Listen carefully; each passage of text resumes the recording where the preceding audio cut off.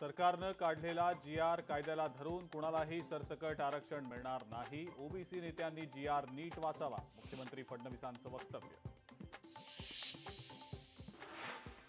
CP. Radhakrishnan यांनी राज्यपाल पदाचा राजीनामा दिल्यानंतर आता आचार्य देवव्रत हे महाराष्ट्राचे नवे राज्यपाल. गुजरातच्या राज्यपालांकडे आता महाराष्ट्राचीही अतिरिक्त जबाबदारी. हैदराबाद गॅझेटियरमध्ये अद्यापही संदिग्धता. समाजामध्ये भांडणं लावण्याची कामं सुरू. एकनाथ खडसेंचा महायुतीवर आरोप.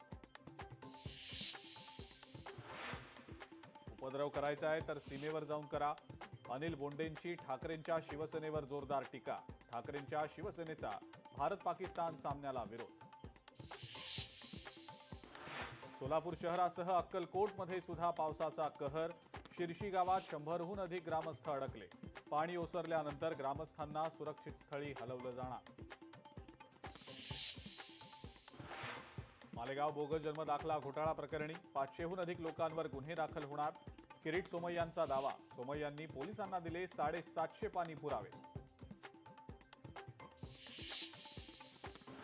पुण्यामध्ये इको टुरिझमला बळ. 15 पर्यटन स्थळांचा कायापालट होणार. विकास कामांसाठी जिल्हा नियोजन समितीमधून 60 कोटींचा निधी. दिल्ली पोलिसांची देशभरामध्ये तब्बल 12हून अधिक ठिकाणी छापेमारी. कारवाईमध्ये 9 संशयित इसिस दहशतवादी ताब्यात. गोवा आणि हैदराबादमध्ये ईडीची पुन्हा छापेमारी. कोमुनिदाद जमीन हडप घोटाळ्याविरोधात कारवाई. 13 निवासी आणि व्यावसायिक जागांवर ईडीकडून छापेमारी. आणि नवी मुंबईमध्ये एका पोलीस शिपायाची आत्महत्या. उल्वे इथल्या आपल्या राहत्या घरी गळफास घेत केली आत्महत्या. पत्नीशी फोनवर भांडण झाल्यानं आत्महत्या केल्याची माहिती.